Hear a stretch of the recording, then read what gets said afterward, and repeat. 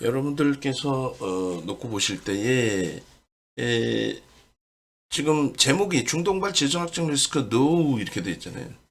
그러니까 증시에 미칠 수 있는 영향력이 NO 이렇게 설명을 드린 거예요. 이스라엘 vs 이란 쪽에 뭐 뒷글씨가 조금 애매하게 나와 있긴 합니다만 이렇게 보시면 돼요. 지금 실시간 기준입니다. 이스라엘 쪽의 증시가 어떻게 돼 있어요? 플러스입니다. 플러스. 이스라엘 증시 자체가 플러스인데 지금 유튜브 보면은 뭐 난리가 아니죠. 뭐 전쟁 난다, 3차 대전 난다, 뭐 어쩌고 저쩌고. 근데 그 부분이 시장에 미칠 수 있는 영향력에 대해서 우리는 좀 생각을 해야 되는 거잖아요. 근데 지금 계속 말씀드리는 것처럼 시장 영향력은 제한적일 수밖에 없다. 시장 영향력. 그 부분이 아니 이스라엘 증시가 지금 오히려 사상 최대치 신고가 랠리입니다. 누가 누구를 걱정을 해요? 어? 누가 누구를 걱정을 해?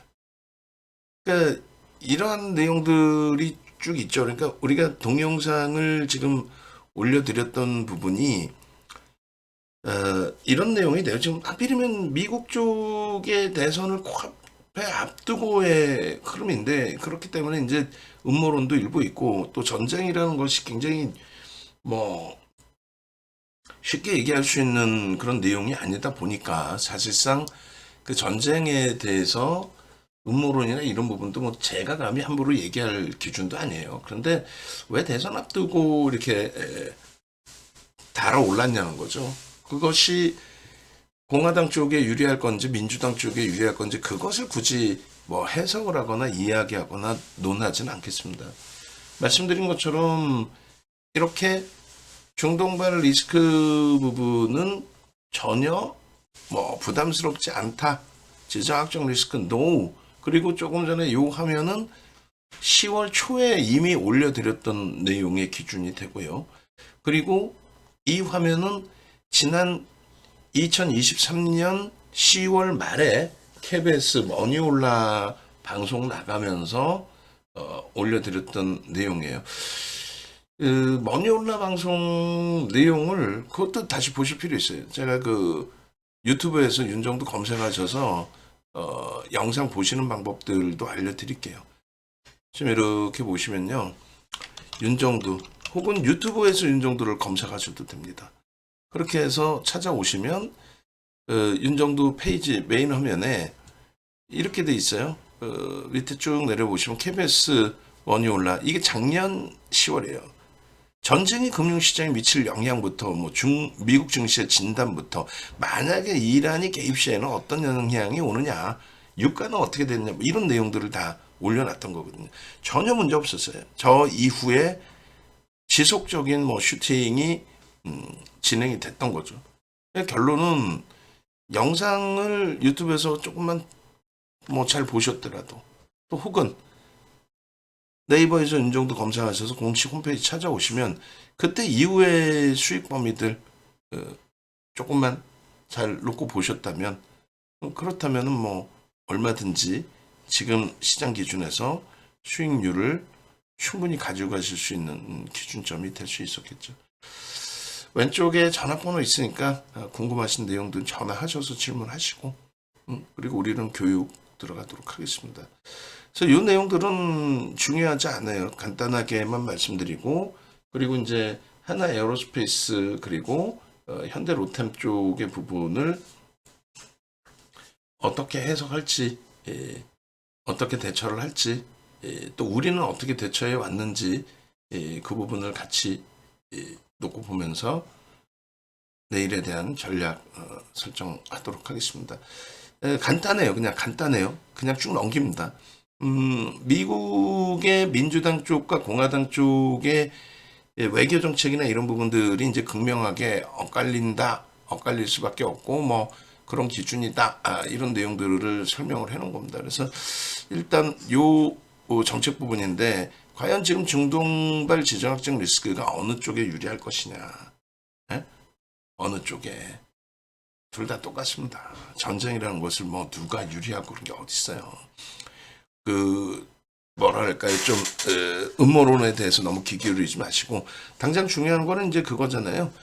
그래서 주식시장에 미칠 수 있는 영향력이 무엇이냐의 기준인데, 일단은 이런 내용들은 1시간짜리 영상으로 지난 10월 3일 날 10시에 올려드렸어요. 10월 3일 날 10시에. 그렇기 때문에 그 부분에 대해서는 뭐 조금 이따 뭐 방송 끝나고 한 번 더 올려드릴 수도 있으니 그 참조하셔가지고 대처하시고, 오늘은 그것을 2중 3중으로 굳이 얘기할 필요 없을 것 같아요. 그죠?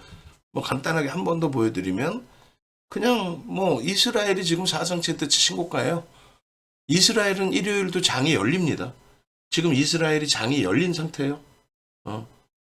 케빈 선생님 3333 고고 구독 좋아요. 이스라엘 장이 열린 상태예요. 0.85% 강세야. 사상체트치 신고가야. 우리나라 지수로 따지면 3,300포인트를 넘기고 랠리예요. 근데 무슨 개풀 뜯어먹는 소리, 우리나라가 이스라엘을, 중동을, 이란을 걱정해주고 앉아있냐고. 그런 헛된 소리에 속아나 뭐 가지 마시고. 그러니까 요 내용들을 그냥 빠르게만 넘겨드릴 테니 1시간 13분짜리 뭐 방송을 말씀드린 것처럼 유튜브에서 다시 보여드려요. 유튜브에서 이렇게 윤정도 페이지에서 보세요. 여기에 들어가 있으니까 이거 보세요. 아시겠죠? 하단에 있으면 보시면 앞부분에 이 내용부터 나오니까 1시간이면 다 들으실 수 있어요. 그렇게 하시고, 그리고 이런 내용들에 대해서도 한번 곰곰이 생각하셔야 돼요. 이스라엘하고 이란하고 부딪혀서 중동의 지정학적 리스크가 불거졌을 때 왜 그것이 문제가 되느냐. 그냥 막연히 전쟁 나서 이게 아니라 원유 등의 에너지 가격의 강세, 이 부분이 인플레이션으로 연동이 되게 되면은, 만약에 경기가 둔화되고 침체되는 가운데 인플레이션만 발생되면 어떻게 돼요? 스태그플레이션이죠. 힘겨워집니다. 그리고 지금은 긴축을 완화한다. 그러니까 유동성을 다시금 준다. 이런 정책이었는데, 경기가 전쟁 때문에 위축되거나 위험자산에 대한 회피 현상이 나오면은 긴축 완화 정책에 대해서 지연이 되고, 이게 참 2중 3중 문제가 된단 말이에요. 경기가 어려워지는데도 지원을 못하고. 그럼 말 그대로 스태그플레이션. 거기에 이제 취약 국가들, 신흥국 통화 가치가 절하되는데, 솔직히 이야기해서 우리나라도 선진국이다 얘기하지만 리먼 사태 때도 보셨던 것처럼 우리나라의 화폐 가치가 굉장히 취약하게 노출돼 있단 말이에요. 원화의 가치가. 뭐 일본이 엔화가 약세네, 그런 뚱딴지 같은 소리에 또 속지 마시고. 그런 부분에 대한 부담 요인. 그리고 최근 들어서 국내의 정책적인 불확실성, 정치적인 불확실성이 있다니 보니 정책적인 불확실성이 또 있겠죠. 거기에 북한의 러시아, 우크라이나 러시아전 참전, 이런 부분이 우리나라도 참전할 수 있다라는 압박감이 오는 거죠, 사실. 뭐 윤석열 대통령 혼자의 생각은 아니실 거고 압박이 들어오는 거죠, 아무래도. 그런 부분이 막말로 동병상련, 뭐죠 단어가? 죄송합니다. 이렇게 제가 짧아요, 지식이.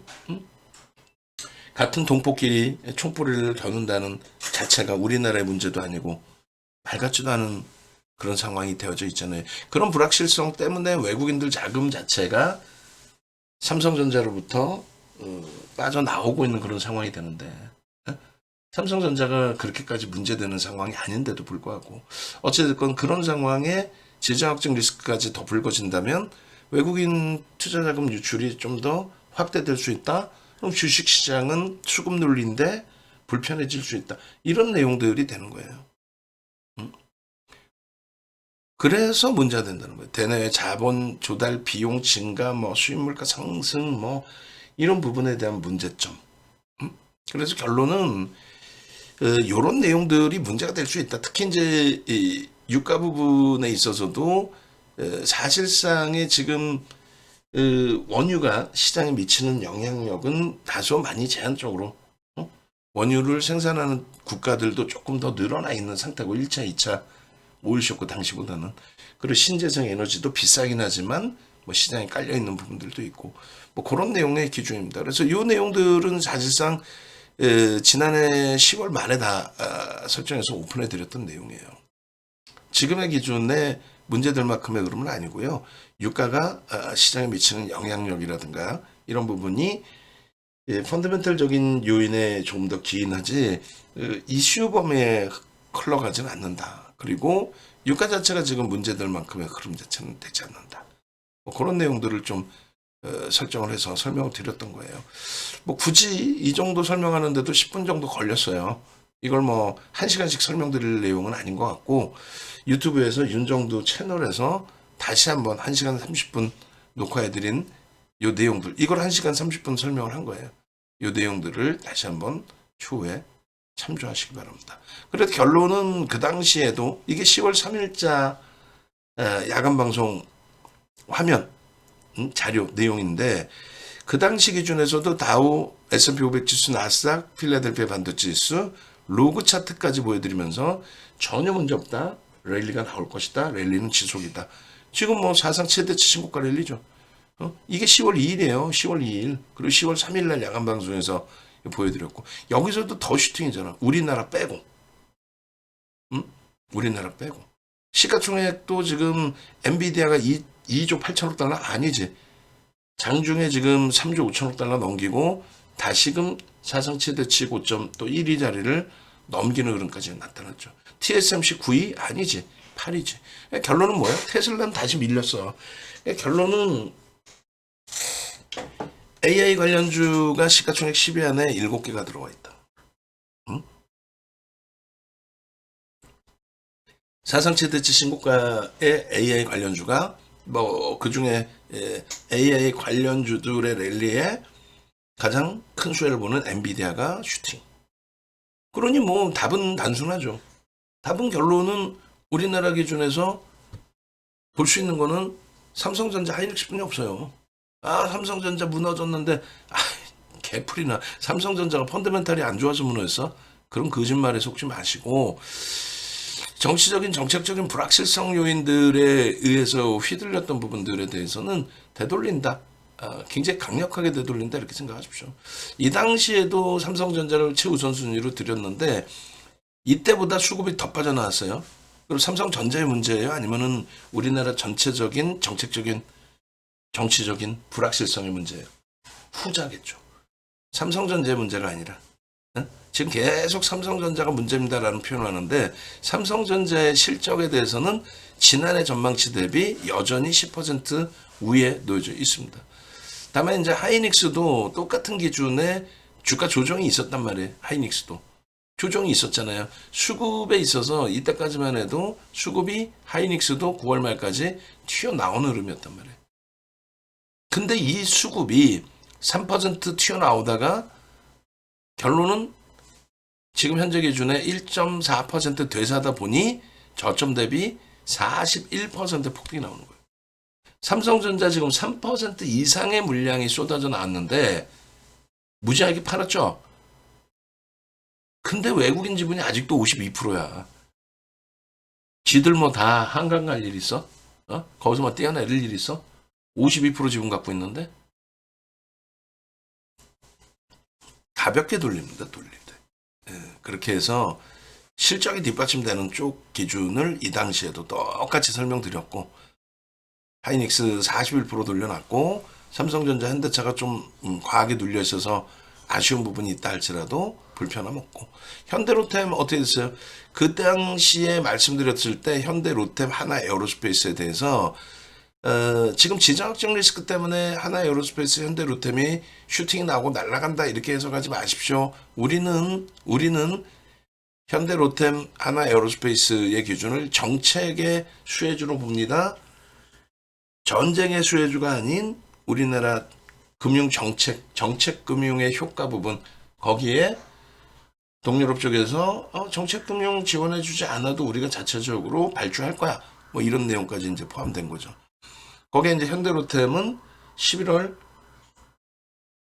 MSCI 지수에 편입되는 부분에 대한 이슈 범위까지 뭐 수급은 그 이전에 다 들어와 있어요.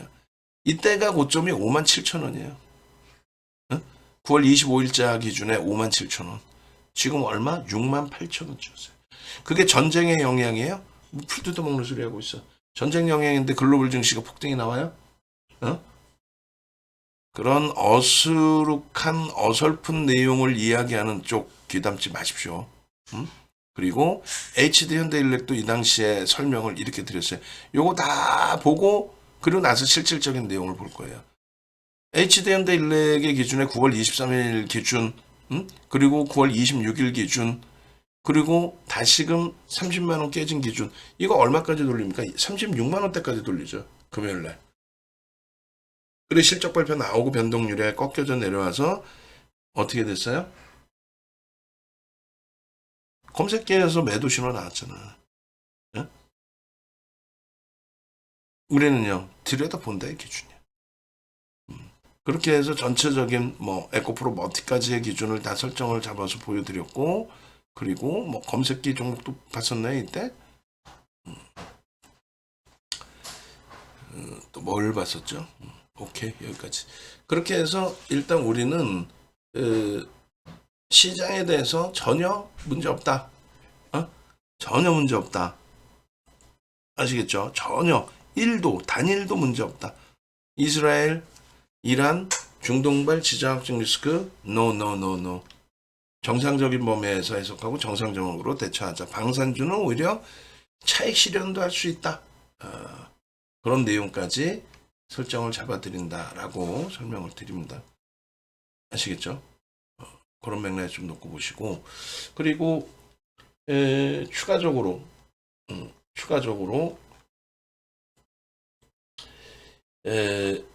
방산뿐만이 아닌 제대로 된 종목군들의 제대로 된 전략을 오늘 기준에서 또 잡아 가셔야 됩니다. 자, 이렇게 해서 마무리해드리고, 뭐 첫바따로 하나 에어로스페이스하고 현대로템을 볼까요? 일단은 뭐 우선순위로 방산에 대한 이슈가 불거져 있으니 우리는 남들보다 한 가지를 더 알고 있는 거예요. 남들보다 한 가지 더 사상 최대치 신고가 랠리다 이스라엘이. 그러니까 중동발 리스크를 쳐다도 안 본다 기준이고, 남들은 이거를 모르는 상태에서 이스라엘 증시 일요일 날 열리는 것도 얘기 안 해주잖아. 모르잖아 다들. 그러면서 주말 내내 공포감 앞세우고 방산주가 월요일부터 폭등 나올 거다 헛소리하고, 근데 방산주는 움직이면 나오겠죠. 심리적인 면이니까. 그러니까 그거 활용해서 대처하자는 그 말씀 드리는 거예요. 자, 마무리하고 종목으로 넘어갈 건데 다시금 안내해 드립니다. 자, 네이버에서 윤정도 검색하셔서 홈페이지 찾아오세요. 홈페이지 찾아오시고, 뭐 유튜브에서도 뭐 윤정도 찾아오시고, 그렇게 해서 영상 다 보시고, 그리고 홈페이지 찾아오시면은 이렇게 가격대들이 쭉 나와 있어요. 상품 가격들이. 그거 뭐 참조하시면서 기준 잡으시면 될 겁니다. 그래서 나는 혼자 하기 힘들어요 하시는 분들 함께 하셔서 수익 범위 가져가십시오. 하단에 전화번호 이렇게 나와 있어요. 하단에.